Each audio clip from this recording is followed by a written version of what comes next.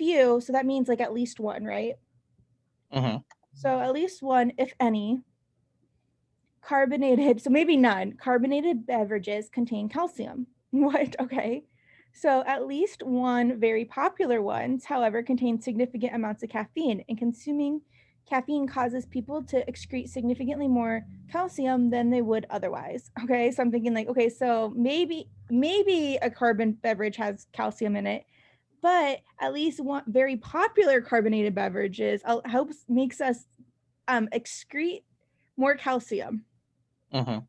Interestingly, teenagers who drink large amount of carbonated beverages containing caffeine tend to suffer many broken bones than those who do not. Calcium deficiency can make bones more brittle, of course, so the higher incidence of broken bones in teenagers who consume carbonated beverages with caffeine is probably due primarily to caffeine consumption. What? Yeah. Such a bad argument. Okay, so our conclusion here is the higher incidence of broken bones in teenagers who drink carbonated beverages probably due to the caffeine consumption. And the assumption we're making here, right, is because one, they're drinking, well, I guess there's many that we're making. I'm like, okay, they're assuming that we're drinking a caffeinated carbonated beverage that is actually one that makes us excrete more calcium. More And than we're taking in. Yeah. well, not more than we're taking in. I think just like we're, well, yes, but also like just excreting the like, or that we don't like, even if we excrete it, like we're not getting the benefits of having it in the first place. You know, like maybe Yeah. like, I don't know how all that works. Yeah. Or we're assuming that it is like the amount that like we're excreting is, even though it's like significantly more, like is it enough to even make a difference, right? Like have you ever seen like the ads about like hormones in meat? And they're like, oh, I eat hormone-free meat because blah blah blah. Like if you're really worried about hormones, like tofu is like the worst. Like have you ever looked at the numbers? Yeah. Like beef like has like nothing in it when it comes to hormones, like on the scale. And so here I'm thinking like, even though it's significantly more, like is it even like, when you compare it to like a number that matters or would make an impact, how much is it? Yeah.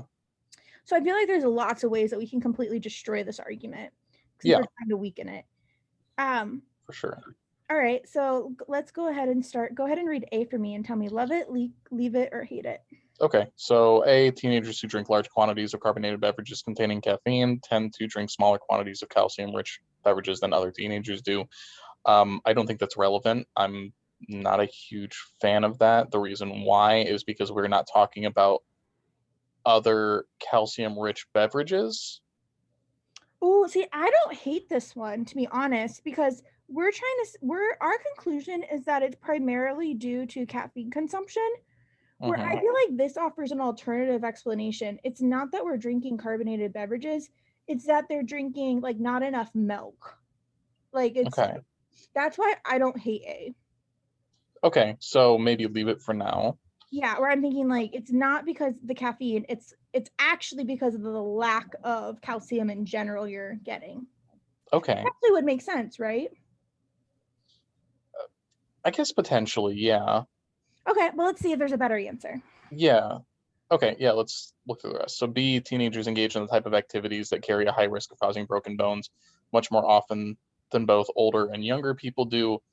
I think that appeals to part of the stimulus, but I don't think it's addressing the right There's aspect a of the big issue stimulus. with this one. What's the big issue? Hmm.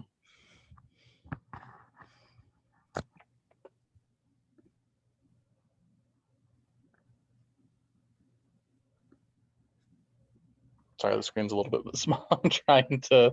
No, oh, I'm sorry. Oh, that's okay. Um, What is our stimulus comparing?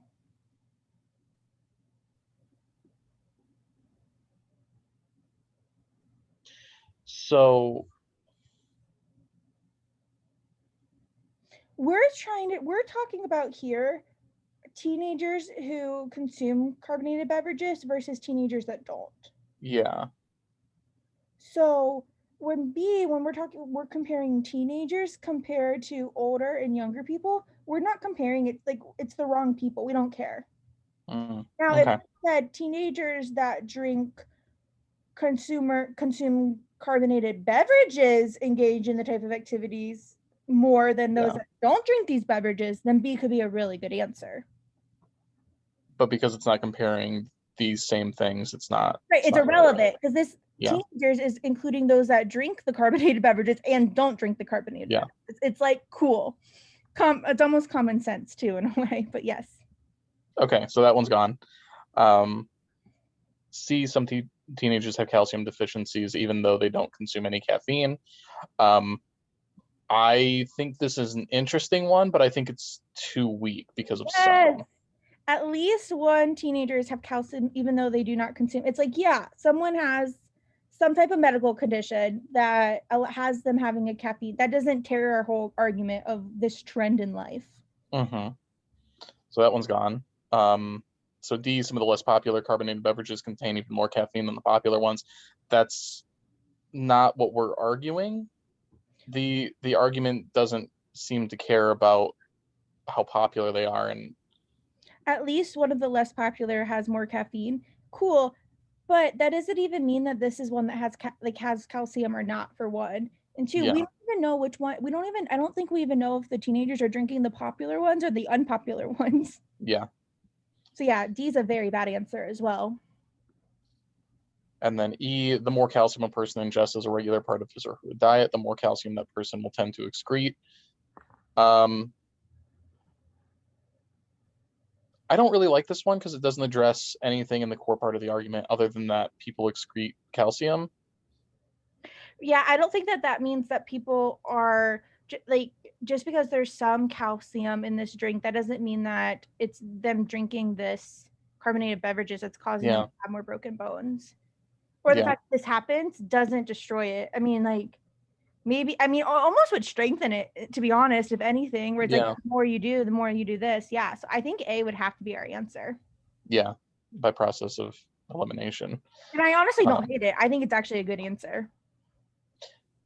I can see why I didn't pick it at first, but looking at the other four, And this it's is a pretty clear. growth thing too, where whatever we have weakening something, offering an alternative explanation can be a good answer. Like that, like it doesn't Yeah. guarantee our conclusion is wrong. It just offers an alternative explanation to make it a little bit weaker. Okay.